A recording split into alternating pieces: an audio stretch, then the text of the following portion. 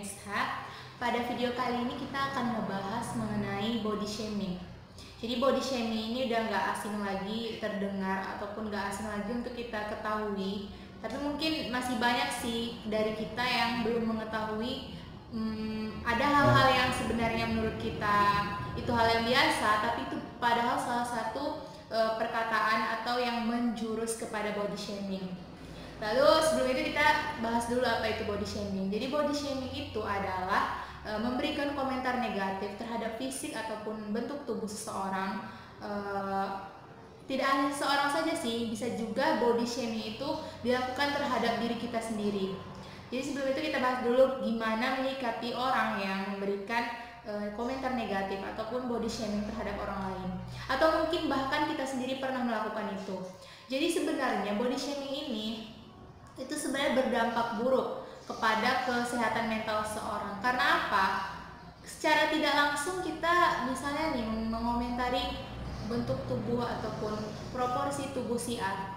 Padahal sih sebenarnya niat kita cuma bercanda ataupun menurut kita itu hal yang biasa, apalagi misalnya sesama teman. Kamu sekarang agak gendutan ya gitu, udah lama ketemu, atau kamu sekarang kok agak hiteman ya, atau kamu sekarang kok jadi jerawatan ya, kayak gitu. Hal-hal yang gimana ya, mungkin bagi kita itu adalah hal yang ya udah sih biasa aja sih, kan juga bukan ngomong dengan intonasi yang kasar atau sebagainya. Tapi kita nggak tahu apa yang dirasakan oleh teman kita tersebut. Misalnya kayak hal sederhana gitu, tapi itu merasa dia kok dia bilangnya gini sih gitu. Padahal sebenarnya kalau misalnya kita jumpa teman kita, atau kadang ini basa-basi yang sering kita bilang sama teman kita ketika jumpa, udah lama gak jumpa, langsung bilang kayak gitu, kamu sekarang kurusan ya, kamu sekarang gendutan ya, kayak gitu. Padahal banyak basa-basi yang lain yang bisa kita katakan. Kenapa nggak tanya kabar dia, ataupun tanya gimana sekarang kerjanya, ataupun gimana sekarang kuliahnya lancar, atau yang lainnya. Ini kita langsung komentar, misalnya jumpa teman, langsung komentar fisik dia atau penampilan dia. Itu yang sebenarnya basa-basi yang basi banget, nggak perlu kita lakukan gitu kan. Karena bisa jadi objek ataupun orang yang kita berikan komentar seperti itu bisa membuat dia merasa insecure, merasa nggak percaya diri. Example aja misalnya banyak korban bullying ataupun korban body shaming itu tuh kayak apa ya, dia jadi nggak percaya diri. Misalnya kayak orang yang kena body shaming, kamu tuh gemukan ya sekarang gitu, kenapa ya makan banyak ya, atau kayak kita komentarin hal-hal yang semacam itu. Bisa jadi dia merasa nggak percaya diri dan dia malah misalnya dia diet ketat, diet yang separah-parahnya supaya dia bisa menurunkan berat tubuhnya yang overweight, ataupun bisa jadi underweight gitu kan. Bisa jadi dia mengurangi porsi makannya seketat-ketat mungkin, dan itu akan berdampak selain kepada kesehatan fisik dia, kesehatan mental dia juga kena. Karena hal sederhana yang mungkin kita menganggap itu nothing gitu, nggak masalah gitu, tapi itu berdampak besar kepada orang yang menerima hal tersebut. Jadi di sini kita bisa belajar untuk saling mengedukasi, saling mengingatkan bahwa hal-hal sederhana yang mungkin menurut kita nggak bakal buat dia sakit hati. Bahkan terkadang kita bilang kamu marah ya gitu, kamu marah ya, dibilang gitu. Kadang orang ada tipe orang yang ngapa sih kalian bilang kayak gini. Ada orang yang tipenya langsung dia nyampaikan apa yang dia rasakan, aku tuh gak nyaman kalian bicara seperti ini. Tapi ada orang juga yang dia tipenya ya udah, dia ditanya gitu, kamu marah ya, enggak kok, biasa aja, kan namanya juga bercanda. Tapi sebenarnya di dalam hatinya dia menyimpan rasa rasa sakit yang begitu dalam dari perkataan tersebut, yang menurut kita itu hal yang biasa, tapi itu bisa berdampak pada kesehatan mental dia, pada diri dia jadi nggak percaya diri, bisa berdampak pada kesehatan fisik dia juga, dia merasa dia tidak diterima di lingkungannya. Jadi ada hal-hal yang sebenarnya nggak perlu kita katakan. Contohnya saya sendiri, misalnya kayak sama teman dekat sendiri gitu kan, mau mengatakan suatu hal, kayak mulailah dari diri kita sendiri. Misalnya kita mau mengatakan ini, kita tarik ke diri kita sendiri. Kalau misalnya saya mengatakan ini terhadap dia gitu kan, coba saya tarik ke diri saya. Misalnya ada orang yang mengatakan itu terhadap saya, apakah saya merasa sakit hati gitu? Apakah pantas ini saya bilang bilang, apakah pantas ini saya ungkapkan, saya bicarakan, ataupun bahan bercandaan gitu kan. Even itu sama teman kita sendiri, sama teman dekat, apalagi sama teman yang notabene nggak terlalu dekat sama kita. Ibaratkan teman sekelas kan nggak semuanya jadi teman dekat kita, atau teman kelas lain misalnya di sekolah gitu kan.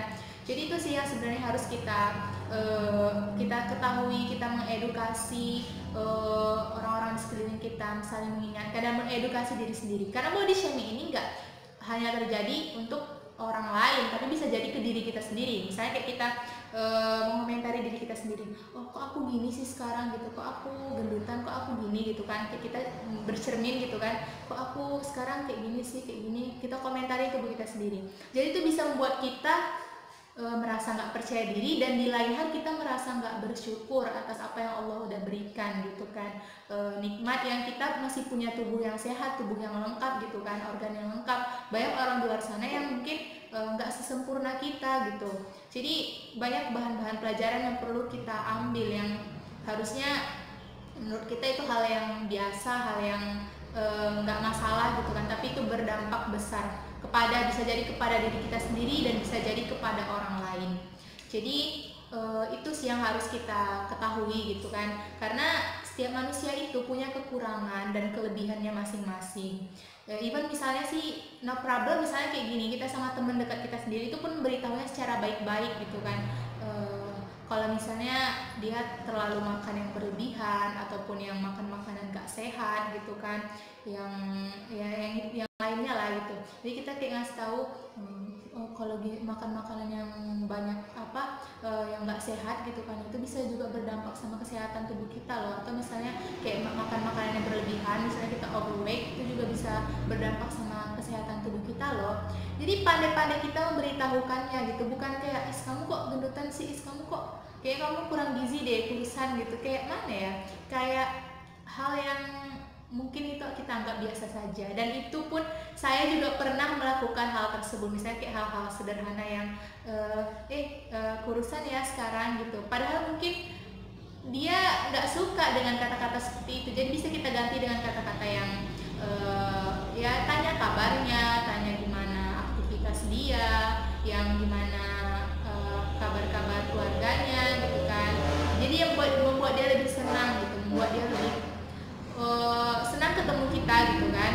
Jadi itu sih yang harus kita ketahui, bukan untuk kita sendiri, bukan untuk orang lain, untuk kita sendiri juga. Karena kata-kata tersebut sering keluar spontanitas dari kita gitu, tanpa kita mikir itu bakalan nyakitin hati orang lain. Jadi sebenarnya dalam Islam itu sendiri sudah dijelaskan lebih baik jika tidak bisa berkata baik, lebih baik diam. Jadi itu sih hikmahnya ketika kita berkata hal-hal yang kurang penting, hal-hal yang sebenarnya ya itu kan kurang penting gitu, tapi itu bahkan mendatangkan rasa sakit hati dari orang di sekeliling kita, atau lawan bicara kita. Kita edukasi diri kita saling mengingatkan ke teman-teman yang lain juga.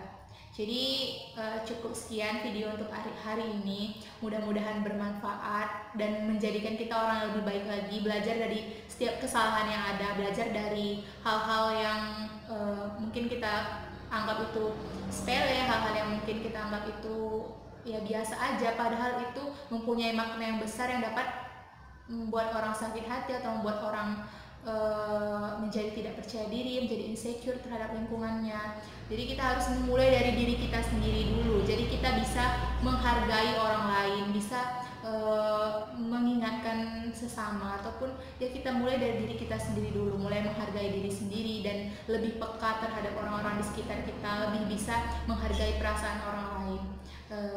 Oke, mudah-mudahan bermanfaat. Mudah-mudahan ada yang bisa diambil pelajaran dari video saya kali ini. Saya Dina SH, sampai ketemu di video selanjutnya. Assalamualaikum warahmatullahi wabarakatuh.